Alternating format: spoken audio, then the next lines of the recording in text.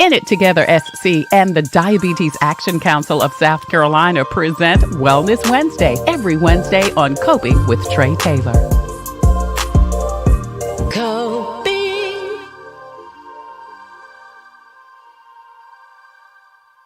Hey there, good afternoon, and thank you so much for joining us on Coping. I'm Trey Taylor, and today we're coping with eating to live. It's part of our Coping with Me in 2023 theme, where we give you all the information and tools to make your life the best it can be, because you deserve it, don't you? Alaine Mills is a registered dietitian and certified specialist and sports dietetics who believes that all foods can fit into a healthy food first diet. She works with her clients to create attainable short and long-term goals that become permanent lifestyle changes. Thank you again so much for joining us today. Yeah, thank you for having me. I'm happy to be here. Absolutely. Now, I want to know first, Alaine, what is a food first diet? You mentioned that in your bio. Yeah, it's a good question. So what food first means is that we focus on optimizing your diet with whole foods versus supplements and powders and things like that. So if someone is, they're not getting enough protein, I'm going to look at foods that are high in protein, try to find some that they like and focus on that first before I ever recommend like a protein powder or a supplement, things like that. Wow, I love that. I want to ask because I'm a vegetarian and I am and been that for years and years. I'm working out right now, and my trainer said that I need to add more protein to my diet because he said that I'm kind of not, because I guess because lifting weights, it needs to feed on the protein that I'm not getting that I would have gotten with meat. What would you suggest for me as opposed, because I just brought a pea-based, a vegetarian-based protein powder. What would you suggest as opposed to that? And there's nothing wrong with a pea-based protein, and that may really benefit you. But what you could do as well, so you're a vegetarian, not a vegan, is that right? No, I am. I say I'm kind of quasi-vegan. I don't drink milk. I do almond milk. I don't do cheese. I'm pretty vegan. The only thing is, if I get a craving, girl, I gotta have some ice cream. Other than that, Gotcha. So I was going to suggest, if you were a vegetarian, not vegan, yogurt is very high in protein, and that's a great post-workout, something that you could have. But what you could have instead of a pea protein would be just a meal that, for example, contained peas. Like maybe you had rice and peas and another vegetable for lunch right after working out. So, but a supplement can help in that case, because you could, just drink a protein shake after working out. But if you're going to go home and have a meal, you could have a meal that had beans or tofu or lentils, chickpeas. All those things contain protein in that whole food. They're also going to give you fiber and nutrients as well. Yeah, and I love all of those things that you mentioned.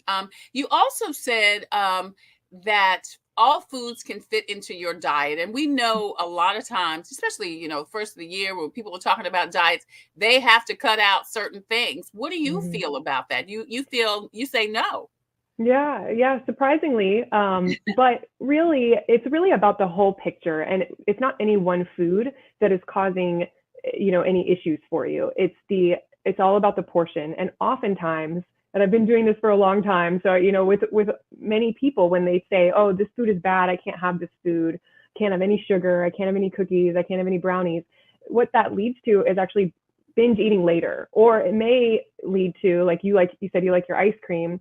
So if you're on a diet that doesn't include ice cream, that means that diet has an end date for you, because one day you're going to stop that and you're going to eat ice cream again. So if your diet, instead of eliminating ice cream, you had it in moderation, you really only had it once a week, or you had a much smaller portion or something like that, and you got to enjoy that, then you can continue with that healthy lifestyle forever. And there's nothing about a little bit of ice cream that, as long as you're getting your other nutrients in, that is going to make or break your health. Yeah, I love that you say that, because you're right. A lot of people fail with eating healthy or eating differently because so much of their favorite food is eliminated from that diet, so to speak. And we have such good and bad, really, relationship with food. Yes. And demonizing those foods and saying these foods are bad, it really just makes your relationship with food worse. So that's why I kind of focus on all foods fitting and really focus more on bringing in the foods that are missing versus taking out the foods. I'll tell you though, for me, because there are times of the year that I do fast. I'm a Christian, so Hmm. I Hmm. fast during Lent and, like the first of the year. But I'll tell you, when I fast from, and it's usually potato chips, potato chips and sweets. Hmm. Um, Once I do it, it's hard for me to start back because once I start, it's like I've opened up the Pandora's box. You know what I mean? So Hmm. sometimes it's easier for me just not to do it because once Hmm. I start it back, it's like I can't, you can't just eat one, like they say with Lay's potato chips. How do you work with that? Well, so something that you may want to think about when you cut those foods out, what are you adding in instead of that? So instead of just cutting out all the potato chips and all the snack foods that you're eating, we need to have something to replace that because Okay. otherwise your body is going to need energy and that's going to make you really crave simple processed foods. So making sure instead of potato chips, maybe you like almonds and an apple, or And I maybe you do. have, Yeah, I do. yeah, yeah. And that's Yeah. great. So if you're But they don't fasting, taste like Wise barbecue potato chips though, girl. I yeah. digress.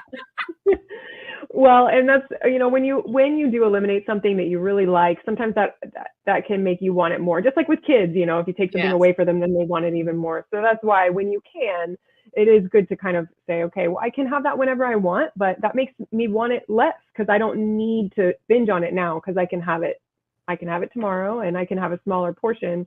I'm Right. kind of full from the apple and those fibrous almonds, so I don't need as much now.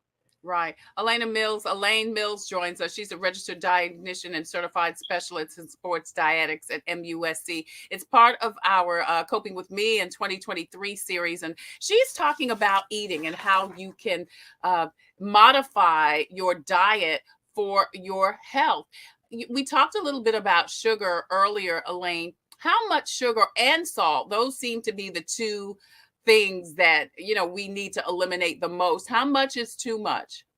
Yeah, good question. So first, to explain another question, I think is the difference between natural and added sugar. So Yes. added sugars, yeah, added sugars are the ones we really need to limit, not the natural sugars. I mean, everything's in moderation, but natural sugars come from dairy and they come from fruit and some vegetables.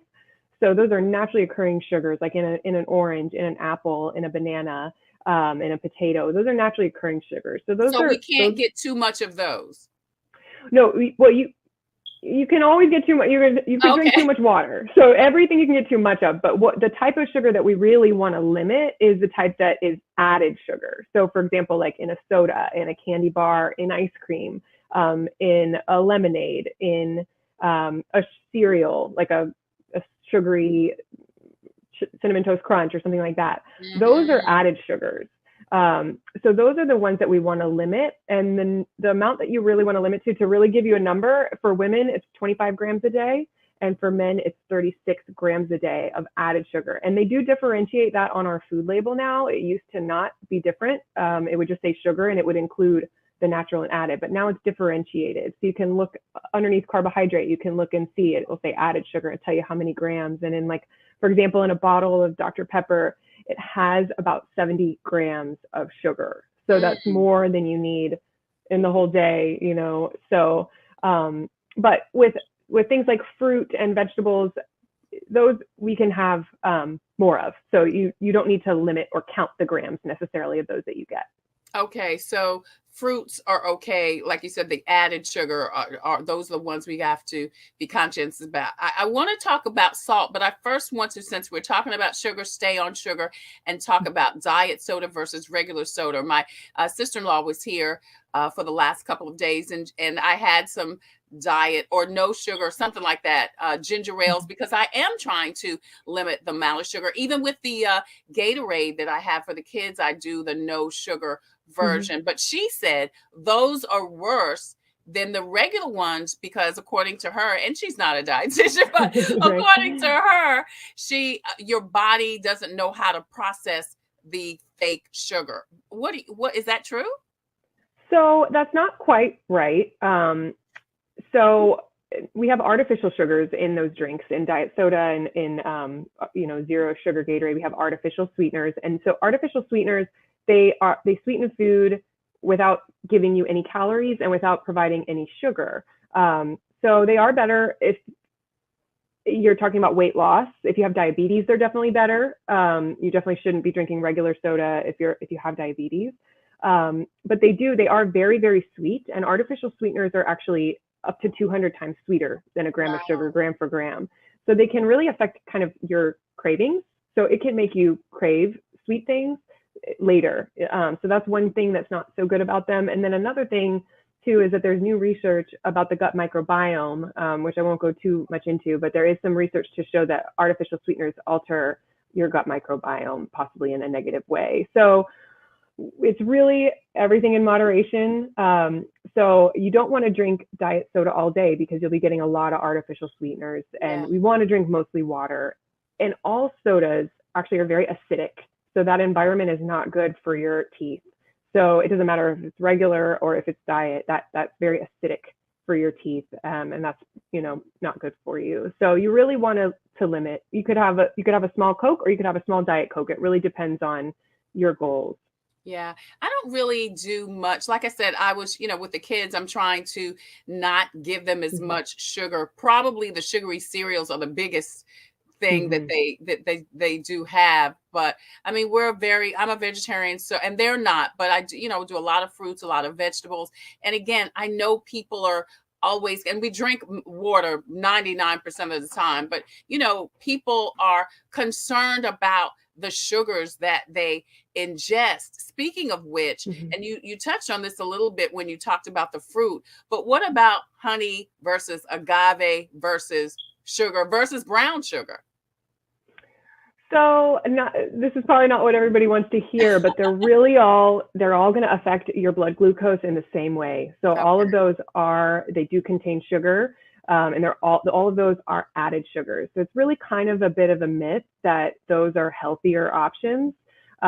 They could be healthier if you end up using less of them, like, agave and honey, they have kind of unique flavors.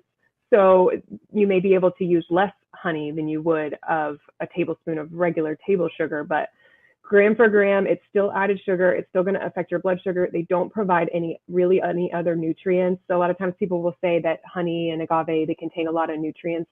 They contain very trace amounts of other minerals. So that it's just not really, it's still added sugar. So you just still need to limit it. It's certainly okay to have some honey in your tea, things like that. But if you are baking cookies and you're using that instead, it's still going to be about the same nutritional content. Wow. That's really interesting to know. Thank you so much, because you're right. People are using these alternatives thinking they are better. And you say, sugar is sugar is sugar. Sugar is sugar. And what you need to do is just, if you're having a cookie made with sugar, have one instead of three, put the rest in the freezer. What about salt? We talked about sugar. What about the other, thing that we are that attacks us and that we are always concerned about as far as food is concerned? How much salt is too much salt, and what effect does salt have on your body and health? So when we consume too much salt, it makes us bloated, and that of course makes you not feel good, but it also can affect your blood pressure. So it kind of makes your body hold on to water, and that makes the pressure too high of your blood. So that's not good for your heart over time. So salt is in a lot of processed foods. So foods that, stay on the shelf for a long time and don't go bad, or fast foods or fried foods, that's where we put that. And it really saves the food companies money to put a lot of salt in their food, because then the food doesn't go bad. So it has a longer shelf life. Wow. Yeah. So, and it's in a lot of our typical, American foods, and it does enhance the flavor of food. So of course we know if we put some salt on food, it tastes more, it enhances that flavor. So we can kind of become addicted to that, where we feel like food without salt tastes bland, but really it's just that you've been used to that. But so to answer your question about how much, when you're going to look at a food label, you're going to look at sodium, and a typical healthy person needs to limit themselves to 2,300 milligrams a day. But if you're over the age of 65, or if you have high blood pressure, if you have diabetes, or if you have any heart conditions, you actually want to go down to 1,500 milligrams a day. Wow. So, and for example, a teaspoon of soy sauce has 1,500 milligrams of sodium. Wow. So you're at your, you're pretty much at your limit there if you have if Chinese food is on your, lunch or dinner. Wow. Yeah. So it really, you got to read those labels and look and see how much they have in there. Is pepper better than salt? Pepper is better tthan salt because it doesn't have any sodium. So it's really, there's no worries. The only time I would worry about too much pepper is if maybe you had gastro reflux. Pepper could aggravate that, but there's no bad effects of pepper. And then, of course, other seasonings like basil, thyme, all of that, except for, and this is the thing I know people get confused about, garlic salt is just still salt. Yes, so that's actually, I was going to bring this up. So what you want to look for, and so herbs and spices, they have benefits. So where the salt, if we have too much, it's not so good for us. Herbs and spices, they flavor our food while they help. Like garlic, for example, like whole garlic cloves, that puts so much flavor into food, and it actually has blood pressure lowering effect. So, and that's a plant food that's helping also feed your gut microbiome. So what you can look for instead of garlic salt, because garlic salt, if you looked at the label, it's just a bunch of salt that's flavored with garlic. You can get garlic powder, and garlic powder doesn't have any sodium. You can also get onion powder, but you can also, of course, use onions and garlic and leeks and things like this. But it's good to have all kinds of dried herbs in your cabinets so that you can use those instead. And there's a lot of good seasoning blends too that don't have any salt in them. And those are going to give benefits to you. So those are great options. Yeah. So, you're not saying don't flavor your food, don't, have it bland. You're just saying eliminate the salt, because there's so many other seasonings that you can utilize that will not only add a lot of full flavor to your food, it will help you. Absolutely. Yes.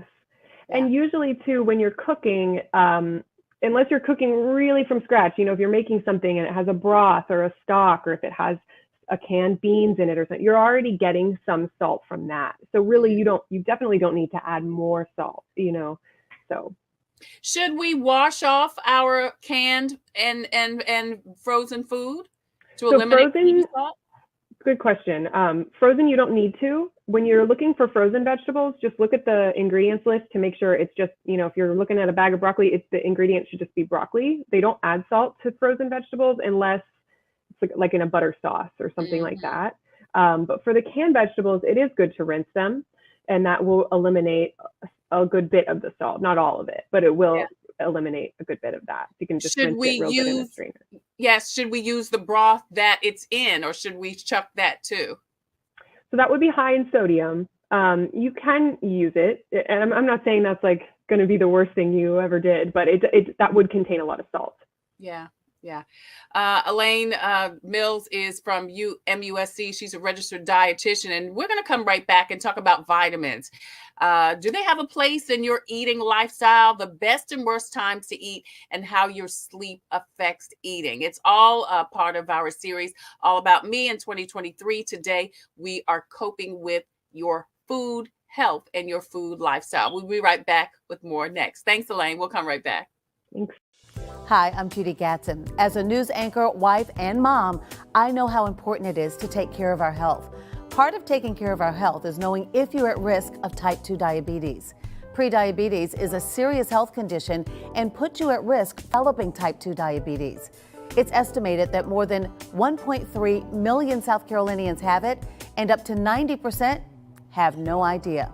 Take a moment to visit inittogethersc.org to take an online test to find out your risk of prediabetes and how to join a diabetes prevention program that takes the guesswork out of losing weight, eating better, and being more active. You can learn new ways to stay healthy and sustain those changes over time. When you join, you'll even get support from a trained lifestyle coach to help you set and achieve realistic goals. Go to inittogethersc.org, brought to you by the Diabetes Action Council of South Carolina. Thank you so much for joining us on Coping. I'm Trey Taylor, and we are streaming live on the Tailor Made Production page on Facebook.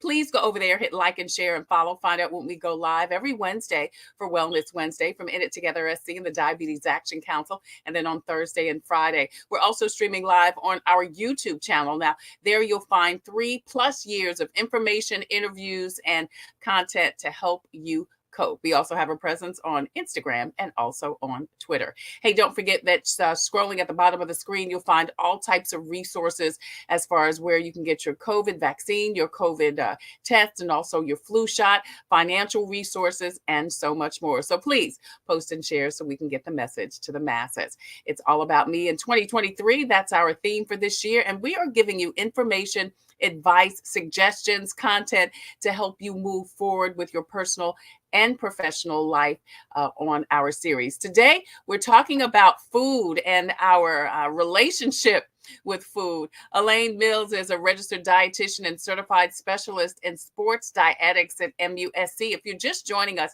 please hit the replay button because she just dropped some major gems about food, about salt, about sugar, and so much more. Alaine, thank you for joining us again. Let's talk a little bit about vitamins, minerals, and supplements.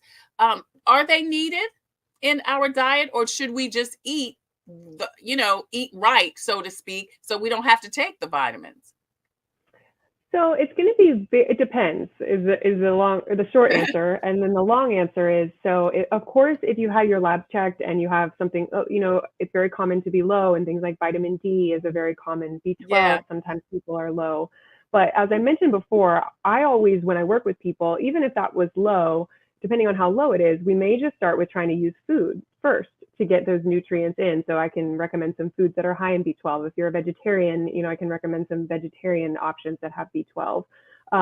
So there's definitely not like a one blanket, vitamin or mineral that I recommend for people. What I try to do is get those foods in their diet, making sure that they're getting a balanced diet, and that will give us all those nutrients. There's really, what the research shows is that just taking a multivitamin doesn't give better outcomes. It doesn't improve disease conditions and things like that. Wow. So Wow. if I'm speaking with you and I realize, well, we're really not getting any calcium in this diet, I might recommend a calcium and vitamin D supplement, but I would never just recommend that to everyone today, because someone might be really getting a high calcium diet.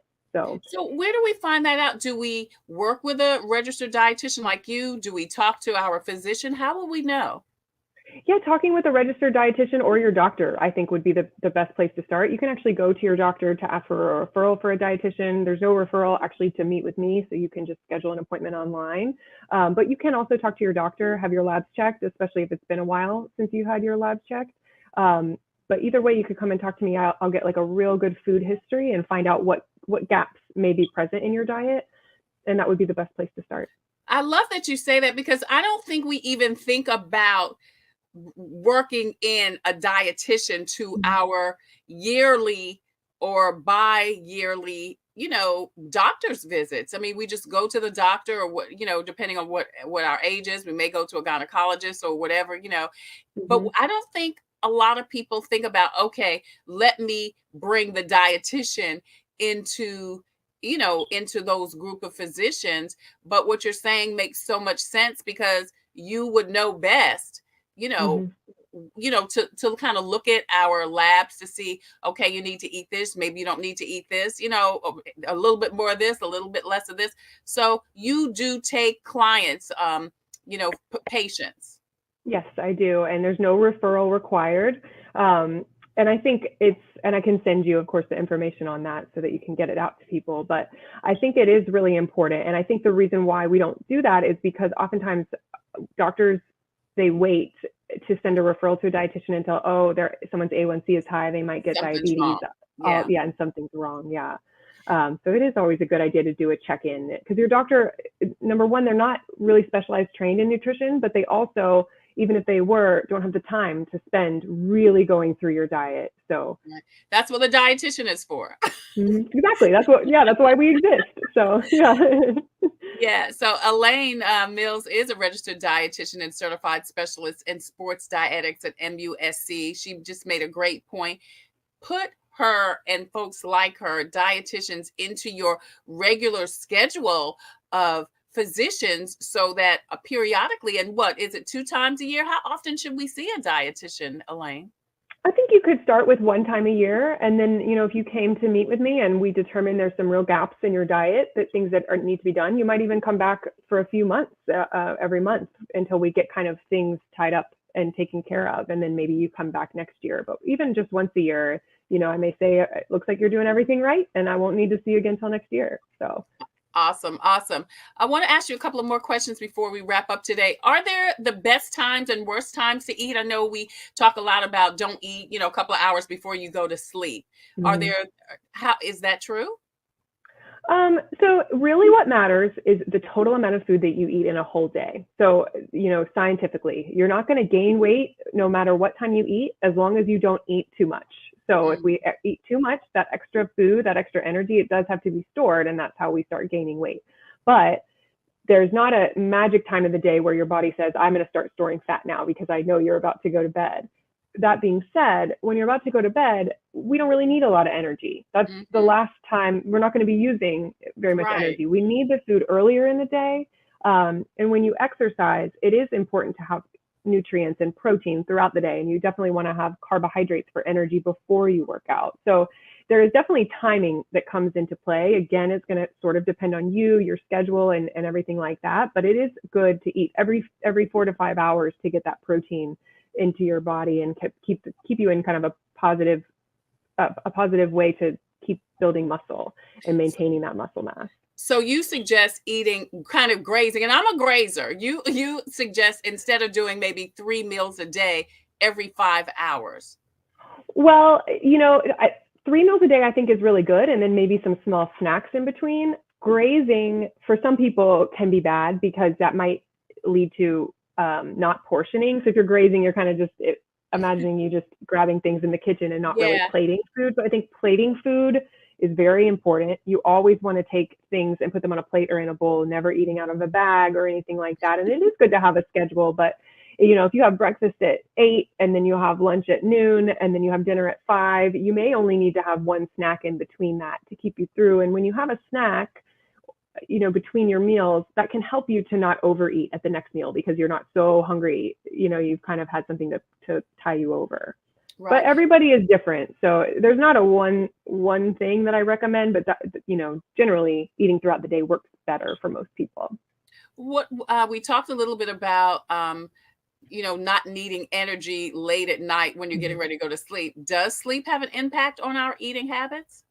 Absolutely. It really does. Sleep impacts every health system in our body, but it does affect, actually, if you get, the research shows that if you sleep too little, that affects your body's hunger and fullness hormones, which are so important because if you're experiencing an excess of hunger hormones, you're going to feel hungrier than you really should and then overeat. And that can actually happen with just one night of poor sleep. So if you're getting better sleep, you're going to have better regulation of your hormones that help your body to stay full, feel hungry at normal times, feel full after eating. So if you're chronically getting less than 6 hours of sleep per night, that could be a reason why you end up inadvertently overeating. Wow. So 8 hours is the optimal time. And I guess it depends on your age too, right? It can, and it does. Yeah. And it can just depend on you as a person, but I would say minimum 7. And for most people do better with 8 or even 9. You know, that might not be practical for most people, but somewhere between 7 and 9 is really what research shows is best. Yeah. I drink almond milk because obviously I'm a vegetarian, but is cow milk versus almond, soy, or oat milk, are they all the same? Do you get sufficient nutrients with eating non-cow milk as you would with some other options? So most of the, you know, cow's milk alternatives like almond milk, cashew milk, all of those milks, usually they have calcium and vitamin D added to them. And that is the very most important thing to look for. Okay. Most of the time when I look, they do have that, but that is something that you want to check. Make sure it has calcium and make sure that it has vitamin D. That is our main source of calcium and vitamin D. We get a little bit from fruits and vegetables, but not enough. So it does have sufficient amounts of that usually. The difference between cow's milk and almond milk, for example, cow's milk has a lot more protein. So cow's milk has about 8 grams of protein. Almond milk really doesn't have any. So that's okay though.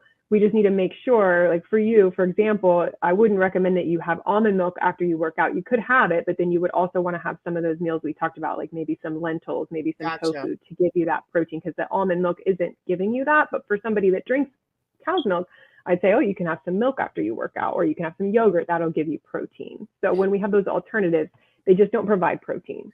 What about like no fat, low fat, no fat milk versus, just regular whole milk? Good question. So the difference between whole milk and skim milk is only the fat. So that's something that people don't always understand, is that there's the same amount of protein in skim milk. There's the same amount of calcium and vitamin D. So the only difference is that they remove the fat.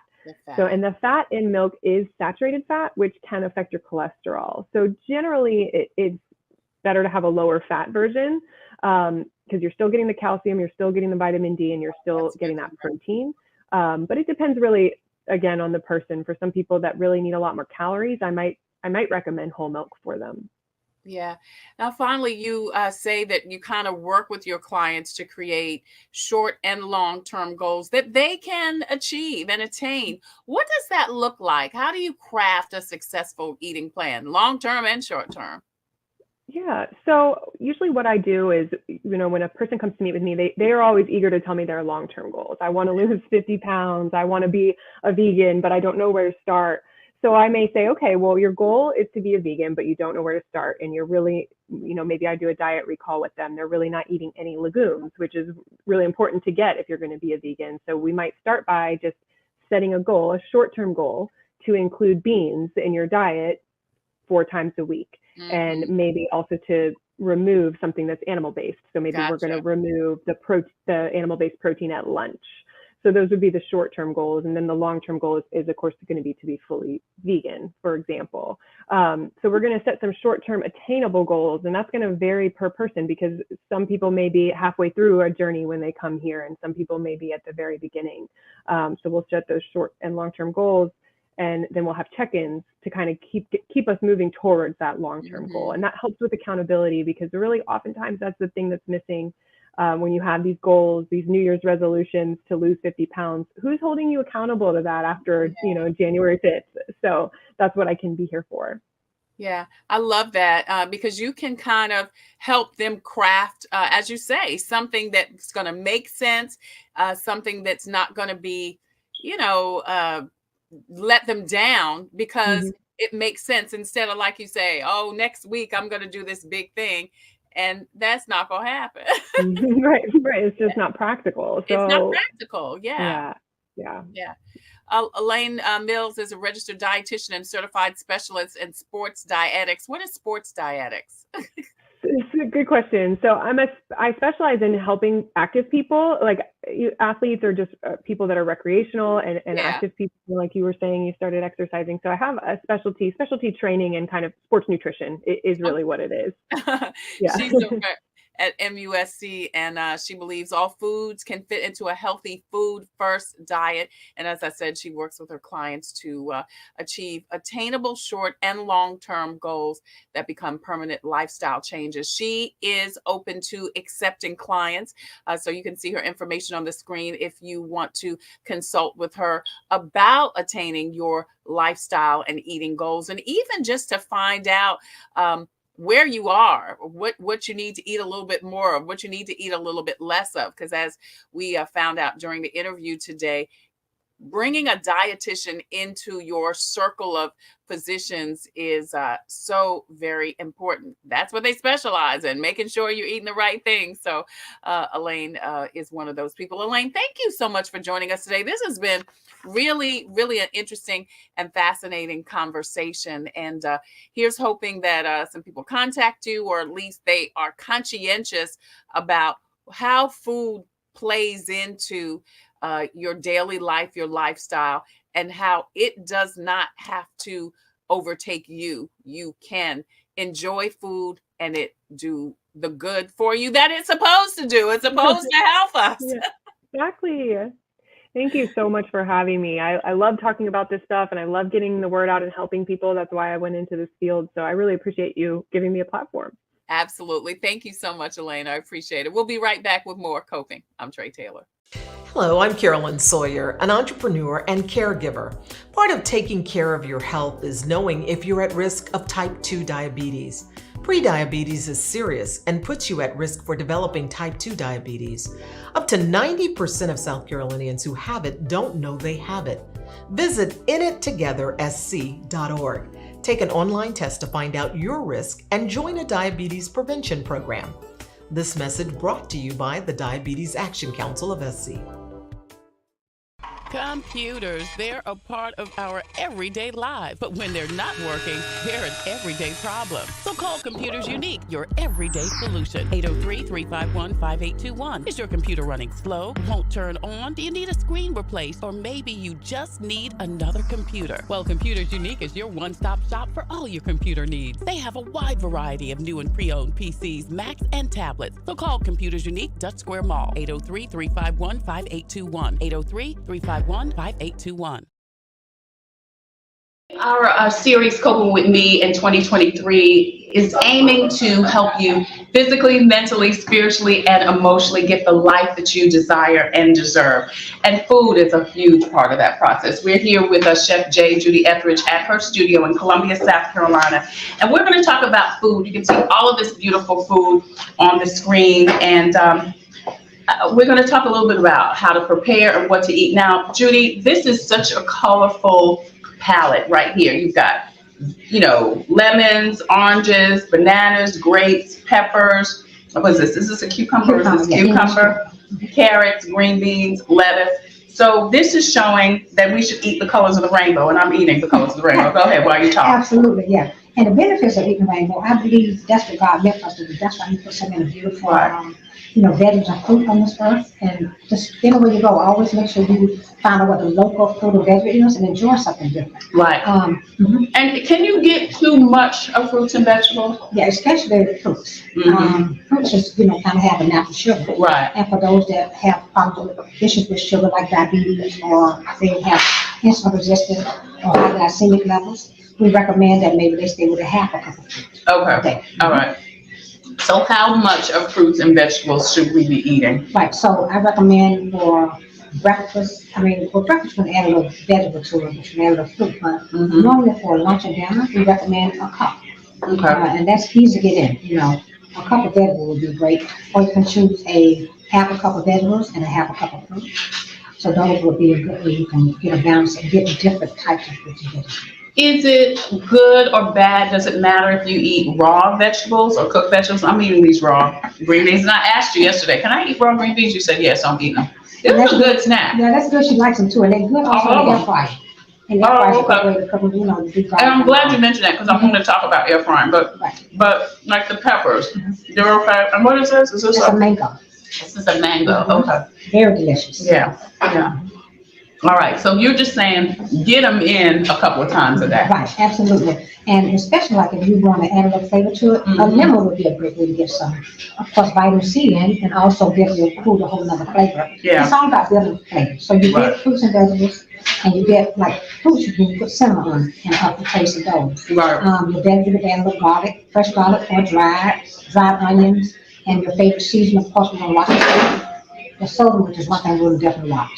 But I say get them in, whether they raw or cooked. Okay. Now you mentioned the grapes because they have natural sugar. So like you said, if you have diabetes or some other kind of issue, you want to kind of limit, I guess, the amount of sugar. Now, are red grapes sweeter, or do they have more? They seem like they're more than green grapes. It's very interesting. Grapes have seasons too, so you may have over 50 to 70 different types of grapes, and each one of those have a different kind of sugar content. Right. They have one called cotton candy.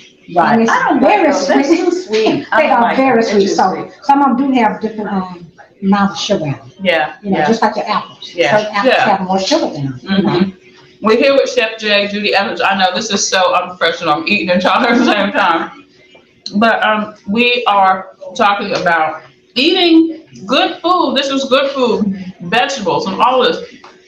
Now, fried food is a big thing. And you talked about your air fryer. How is that a better way to fry? Absolutely, because I like a little chicken wing every once in a while. And I take and season it nicely with some Cajun or jerk seasoning, and the air fryer gets it crispy. And if you don't have air fryer, you just bump your oven up to like 450 to 500, and it fries it just as well as a fire. So what do you have to do to put on your, whether it be vegetables, fried green beans are even good. Yes. Do you still put it in batter? If you like, you can toss it in the egg white and put, either breadcrumbs and put it in the air fryer for the crispiness. But I'm okay with just doing them in the air fryer without the bread. Right. Now let's talk about this. This is this salad. This is a nice salad. This has got we got the picture of it. It's got lettuce. It's got a little avocado and chickpeas. Yeah, chickpeas. So this is a great option for vegans, or vegetarian, or people that just want to cut back on some of the meat. Right. And it has a lot of things. It has cucumber, garbanzo beans in it, carrots, roasted zucchini and squash, and avocado. Tomatoes is in it, the red onion in it, and I like to throw a few little nuts in it, to give it, and that's, friendly for a vegan or vegetarian or somebody that just want to cut back on the meat. A lot of times, this time of year, a lot of people do daily fast, and that's great for them. It's very filling, and this is a homemade dressing that we just took and put about a fourth of a cup of olive oil in it, half a cup of apple cider vinegar, a tablespoon of Dijon mustard, salt, black pepper, a little garlic, and amazing dressing. I would tell anybody, don't buy dressings at the store. Really? Because they have so much. Yeah, so much. And it's so easy to make. Yeah. You just shake it. So tell us again what this dressing has. Okay, it's a fourth of a cup of olive oil, and you can do half and half, but I try to watch, of course, the oil in it. Apple cider vinegar, which is a half a cup, a tablespoon of Dijon mustard, pinch of salt, pinch of black pepper, pinch of garlic, and pinch of Italian seasoning. Shake it up and put it in your blender. Okay. Now I stay away from acidic, and with so could I have this? I mean, because the apple cider vinegar is a little acidic, and then something else you mentioned that I thought was a little acidic. The only thing acidic is in the apple cider vinegar. It's apple cider. Yeah. So I tell people, like my husband, he's sensitive to vinegar. Yeah. He loves vinegar dressing, but a lot of times we're not allergic, but we're more sensitive. When you're sensitive, you start coughing or something else, happens. So if you are allergic to that, I would recommend to stay away from anything acidic. Right. Pay attention to your body. If you eat something that don't agree, just change out for something else. There's so much we can eat. That So what could we use to make our own salad dressing other than the apple cider vinegar? Lemon would be acidic, so lemon's acidic. But I would take and soak some cashew nuts and blend them into like a cream. You use nutritional yeast, and then you put all the seasons, like I said, the Dijon mustard, the salt and black pepper, the garlic, and Italian, and you can make like a creamy dressing. Now you've got some stuff over here that could either be breakfast or a snack. Right. You've got the raisins, walnuts, coconut, berries, and what are these two things? Okay, one is an oatmeal. Oatmeal. So this is how we can make two different things out of it. We can make a snack and a breakfast. Okay. So we can take the oatmeal with some coconut milk, boil it if you would like. We can take the hemp seeds, and the reason why I recommend hemp seeds is because the hemp seeds is full of protein. They have 10 grams of protein. They have the omega-3 and omega-6, which we need for our brain. So that would be a breakfast with some blueberries, a boiled egg, put some nuts, coconut, and dried raisin in the oatmeal. That's one way to create a breakfast. And then, like if you want to turn it to a snack, you have the boiled egg on the side. You take and put the nuts, the dried raisins, and the coconut in a little container. Make your own, kind of like a trail mix. That's right, and have your fruit on the side. Well, you've got something over here that I'm talking about is the chocolate. Right. Dark chocolate. How much dark chocolate can we eat? Right. So we recommend an ounce, which is that's 2 pieces. So You this can is perfect. An ounce a day? An ounce a day. Wow. And you can have, if you want to make it more like a really good treat, you can take that dark chocolate, pair it up with your favorite berry, and some coconut and nut, and that's just a whole other snack. And that could be a dessert at night. So putting it with the nuts and the raisins and the coconut makes it a little healthier. Complete too, and then you're complete. You have a good fat, you have a little sweet treat, but not too much of the sugar. Right. And then, like I said, if you add an egg to it, that's your protein. Right.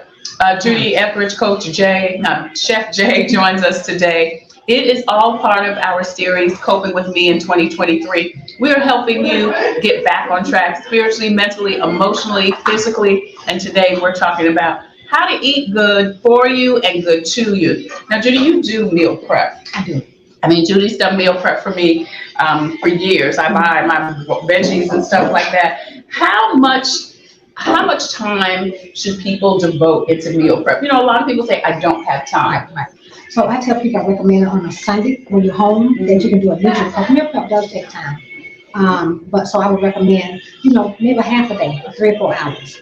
But don't cook so much that you're not gonna eat it, one thing. And the other thing is that you don't want to waste. Right. So just maybe prepare, you know, 5 to 6 meals, and then maybe on Thursday you're gonna do it again, or the day that's more convenient for you. Okay. But you can freeze the meals, so that's a great thing. And not, you know, of course, not avocado and not lettuce. Yeah. But you can fix your meals, and you know, you can get these kind of containers. That's a complete meal. And this is what we consider a salmon bowl. And that's a complete meal. So I was going to ask, what foods can you meal prep? You know, which would mean you're preparing in advance. Right. So I would maybe pick 3 different types of protein, your favorite ones, and change it every week so you don't get bored. And so I would do chicken, salmon, and maybe a turkey burger. Or chicken, salmon, or hamburger. There's the salmon. And a vegan salad, and we have filet mignon, which is a steak. Okay, all right. So So can you meal prep your salads? Yeah, you can meal prep your salad for about 3 to 4 days at a time. 3 to 4 Put it in the days. refrigerator, except for avocado, because it turns color after you cut it. Right. Okay, so now let's talk about this salmon bowl, and then of course the balanced meal. Right. So this looks good. This is another good meal that is filling, but it's good for you too. Right. So what we did is, opposed to doing the rice, we changed it to quinoa.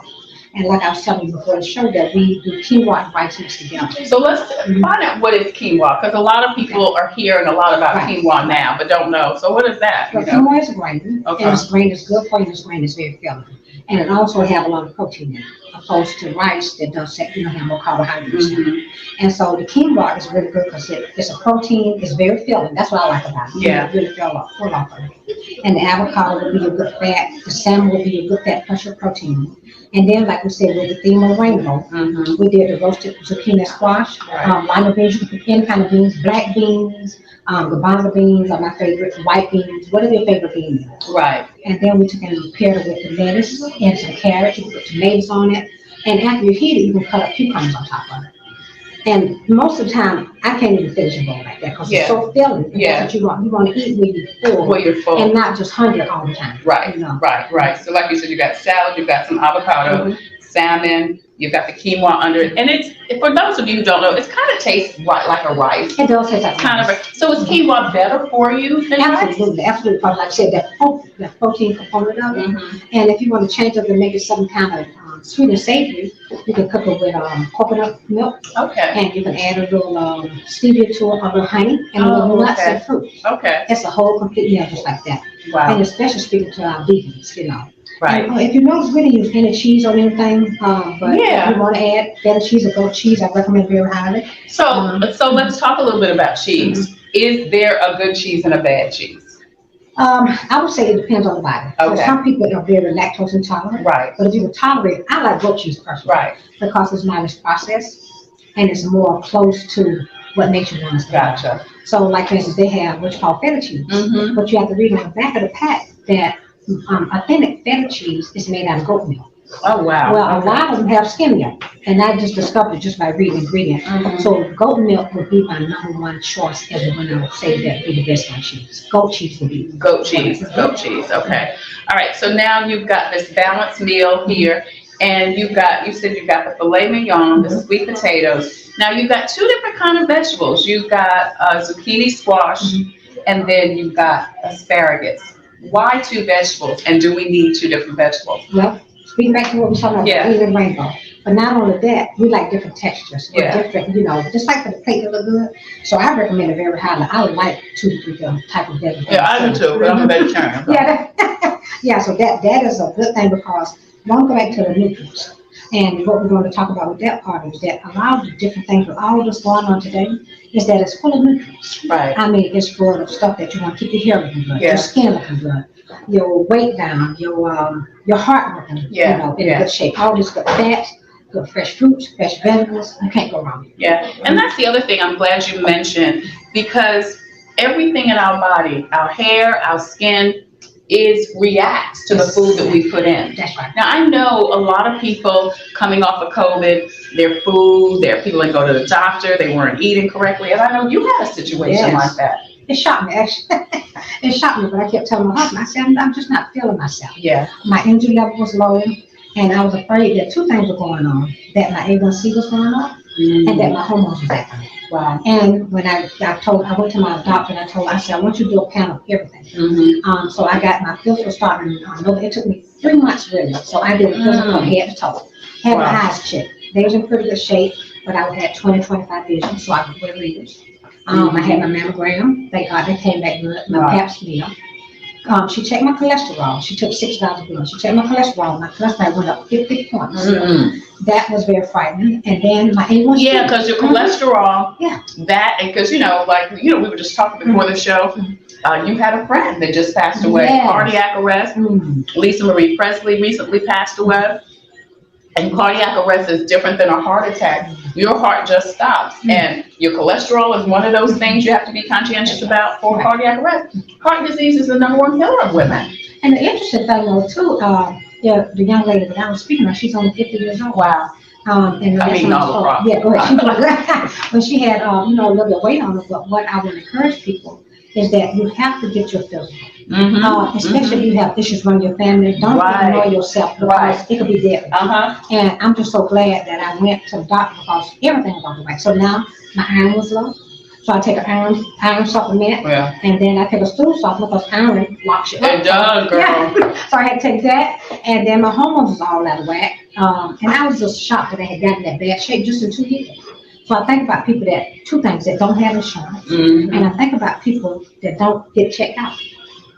I mean, self-love is checking yourself out, and I'm so glad I didn't wait 3 years, because they don't tell me what my numbers are. And that's the thing, because of COVID, a lot of people stopped going to the doctor. We let ourselves go. So this is the year for you to get yourself back together. COVID numbers are still high, so wear a mask, but whatever you do, go to the doctor, get checked out. You talked about insurance. You can get free health care if finances are an issue, and go ahead and live your best life. And that's what this series is about. COVID with me in 2023. We're giving you information, tips, strategies to help you get through this, because it's not an easy journey. No, it's not easy. But you don't have to do it alone. Get you a support partner, a buddy, or whatever. In It Together has all types of great resources to help you get back on track. And we were just here, with Judy Etheredge, Chef Jay, to kind of give you some information on how to meal prep, what to eat, what not to eat. She even said you can eat some dark chocolate. Who says you can eat dark? You can eat dark chocolate, and that's your good little treat. But treat yourself, even better. So you went to the doctor, you got yourself back on track. Right, that's right. And also I had gained weight. Yeah. And everybody did. Yeah. And I'm gonna tell you how I stuck up on it too, is that a lot of times I'm also with leggings. But as you gain weight, they can just keep on. That's right. Girl, yeah. They fool you. They fooled you, honey. I didn't realize I had got that. I felt myself kind of, Yeah. And when I said, God, I said, every time I would, and that's what nutrients coming to, every time I would eat, I said, goodness, it seemed like I stayed hungry. So I had to even reboot myself as a health coach. I just let it go and didn't catch it in time. Yeah. So now I'm back on it, and I'm here for anybody that needs support. They can contact me. If your doctor's not doing what you want them to do, if they're not proactive on your health, you can fire them. Right. That's right. That's right. That's right. That's right. I have all kinds of recommendations for dentists, doctors, whatever they need. I have that information for them. Also on Tuesdays, we have clients that come to pick up, their meals. We have fresh veggies, and we make sure we get everything fresh, and we cook everything fresh that's good and healthy. We try to stay away from a lot of the salt. We season everything. Yeah. But we leave room for people to add a little bit more salt if they want to. Right. Salt is one of those biggest things that a lot of people are salt sensitive. So we try to be aware of the salt. But other than that, we try to make sure that your food tastes good and it looks good. Right. All right. So like Judy said, she does meal prep. She gives you advice, suggestions, coaching on how to eat to live and eat and have a better lifestyle. You can see her information on the screen. So please either give her a call, email her, stop by her beautiful studio here in Columbia, South Carolina, off Park Lane. But do what you need to do to get yourself ready, set, go, so that you can have the life that you desire and deserve. It's all about me in 2023, and we are helping you on coping. I'm Trey Taylor. We'll be right back. Hi, I'm Judy Gatson. As a news anchor, wife, and mom, I know how important it is to take care of our health. Part of taking care of our health is knowing if you're at risk of type 2 diabetes. Prediabetes is a serious health condition and puts you at risk for developing type 2 diabetes. It's estimated that more than 1.3 million South Carolinians have it, and up to 90% have no idea. Take a moment to visit inittogethersc.org to take an online test to find out your risk of prediabetes and how to join a diabetes prevention program that takes the guesswork out of losing weight, eating better, and being more active. You can learn new ways to stay healthy and sustain those changes over time.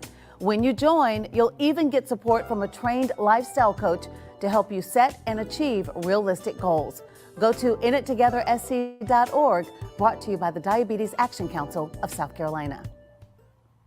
Thank you so much for joining us for Coping with Trey Tailor. If you have a product or service that could help someone cope with COVID, please email copingwithtreytailor@gmail.com. We would love for you to be a proud sponsor, just like In It Together SC and the Diabetes Action Council. They sponsor Wellness Wednesday every Wednesday here on Coping with COVID. Javis Tax Services, Palmetto Media Connections, the Fifth Circuit Solicitor's Office, Attorney Byron Gibson, Agape Counseling and Training Services, Black Pages, Black Expo, the Comet Bus System, and Computers Unique, Dutch Square Mall. We also would love for you to be a guest on the show. If you have a story or initiative that could help someone cope with COVID, please email booking@copingwithtreytailor.com. Booking@copingwithtreytailor.com. That information is scrolling at the bottom of the screen. We would love to feature you on the show because we're always coping with something. As always, we leave you with a great devotional. I'm reading back again from Jesus Calling. This says, when things seem to be going all wrong, stop and affirm your trust in me. Calmly bring these matters to me and leave them in my capable hands. Leave them there. Then simply do the next thing. Stay in touch with me through thankful, trusting prayers, resting in my sovereign control. Rejoice in me. Exult in the God of your salvation. As you trust in me, I make your feet like the feet of a deer. I enable you to walk, to make progress upon your high places of trouble, suffering, or responsibility. When things are going wrong, remember what is right. Jesus, he can do it for you. Thank you guys so much for joining us today for Coping with Trey Tailor. Until the next time, I wish you peace and abundant blessings. Take care, stay well, God bless. And if you're going to be out and about with large crowds, especially inside, don't forget to wear your mask over your nose and under your chin. I'll see you soon.